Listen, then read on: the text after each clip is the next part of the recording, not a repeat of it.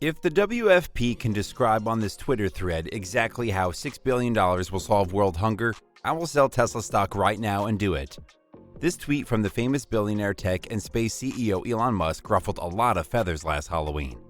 The ensuing back and forth between David Beasley of the World Food Program and Musk have raised a lot of opinions regarding Musk's interest, as it were, in philanthropy, the accountability of the WFP, and just how much it will take to solve world hunger if it were even possible.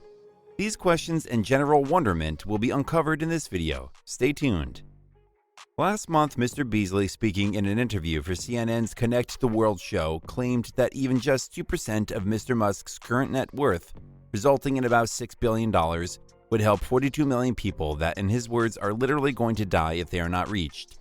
Essentially name-dropping Amazon CEO Jeff Bezos and Elon Musk, the two richest men in the world, he went on to say that it was time for the ultra-wealthy to step up now on a one-time basis. His statement made the headlines of a CNN business article.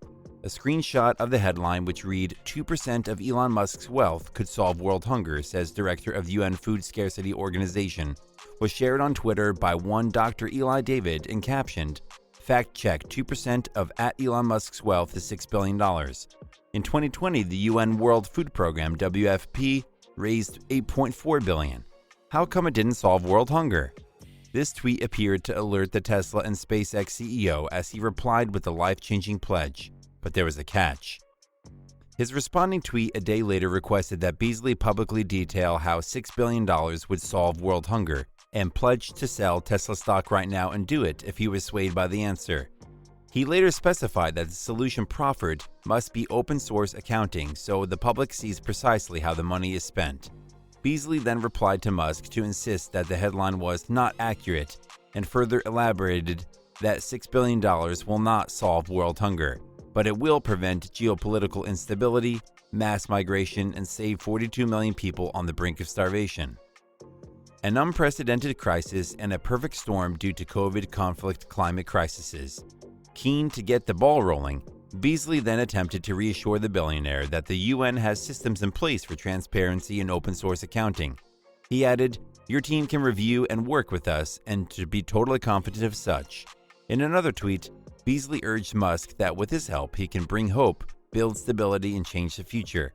Let's talk, he said. It isn't as complicated as Falcon Heavy, but there's too much at stake to not at least have a conversation.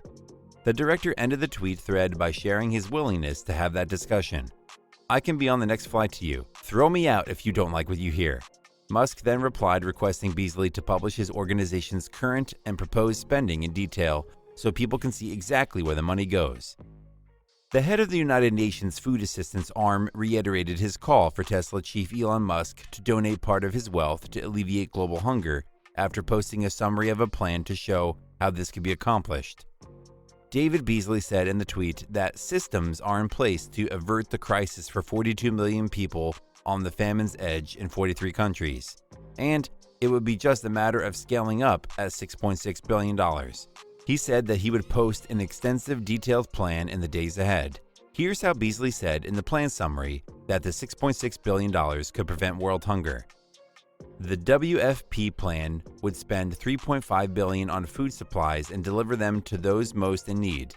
This money would cover the cost of shipping, storage, and transport by air, road, and river, as well as security escorts to safeguard food distribution in conflict-affected zones. The money will provide one meal per person per day for a year, keeping tens of millions of people from starvation. A further $2 billion could fund cash and voucher programs in place with functioning markets, allowing people to choose the food they eat while supporting local economies. A further $700 million is set aside for country-specific costs, such as setting up voucher schemes and building and securing local offices to ensure the food assistance reaches the most vulnerable. Management, administration, and accounting for global and regional operations total $400 million. This includes coordinating supply lines, analyzing global hunger levels, and appointing independent auditors. The proposed plan highlights DRC Congo, Afghanistan, Yemen, Ethiopia, Sudan, South Sudan, Venezuela, Haiti, Syria, and Pakistan as the top 10 of the 43 countries it intends to provide food aid to where food insecurity is rife. The next week, Beasley took to Twitter to propose a meeting with Musk anywhere. At Elon Musk instead of tweets, allow me to show you. We can meet anywhere, Earth or space, but I suggest in the field where you can see at WFP's people, processes, and yes, technology at work. I will bring the plan and open books. This tweet was not responded to by Musk, and this was where the Twitter feud officially ended, and no information is so far forthcoming as to whether both parties met in person to discuss the likelihood of a donation from Musk.